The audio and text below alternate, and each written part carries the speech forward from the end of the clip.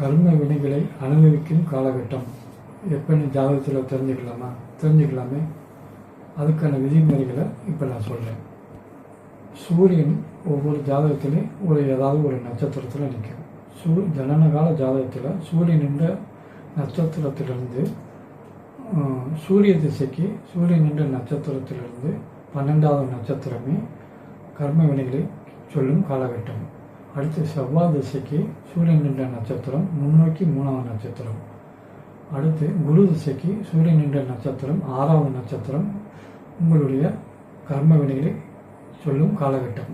அடுத்து சனி திசைக்கு சூரியன் என்ற நட்சத்திரத்திலிருந்து 8வது நட்சத்திரமே கர்ம வினைகளை சொல்லும் காலகட்டம். அதாவது இப்போ நான் சொன்ன எல்லாமே சூரியன் என்ற நட்சத்திரத்திலிருந்து முன்னோக்கி கவுண்ட் பண்ணிங்கன்னா வரக்கூடிய நட்சத்திரத்தில் உள்ள புத்தியில் தான் அந்த கர்ம வினைகள் நடக்கும்.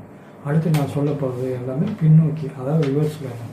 சந்திர திசைக்கு சூரியன் என்ற நட்சத்திரத்திலிருந்து ரிவர்ஸில் 22வது நட்சத்திரம் கவுண்ட் பண்ணிங்கன்னா அந்த காலகட்டம் தான் ஊழ்வினை கர்மா நடக்கக்கூடிய காலகட்டம்.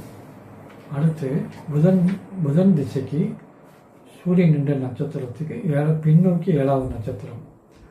அடுத்து சுக்கிர திசை சூரியன் என்ற நட்சத்திரத்துக்கு 8வது நட்சத்திரம். அடுத்து ராகு கேதுக்கு சூரியன் என்ற நட்சத்திரத்திற்கு பின்னோக்கி 9வது நட்சத்திரமே ஊழ்வினை கர்மா நடக்கக்கூடிய காலகட்டம். இந்த காலகட்டத்தை நம்ம ஒவ்வொருத்தரும் நம்ம ஜனனகால ஜாதகத்தில் இந்த விதிகளின்படி தெரிஞ்சுக்கிட்டோம்னா அந்த காலகட்டங்களில் புதிய முயற்சிகளையோ புதிய முதலீடுகளையோ புதிய இன்வெஸ்ட்மெண்ட் எந்த விஷயமும் பண்ணாமல் நம்ம தவிர்த்துக்கலாம். மேற்சொன்ன விதிகளின்படி அவங்கவுங்க ஜாதகத்தில் நீங்கள் செக் பண்ணிவிட்டு உங்களுடைய கருத்துக்களை பதிவிடுங்க.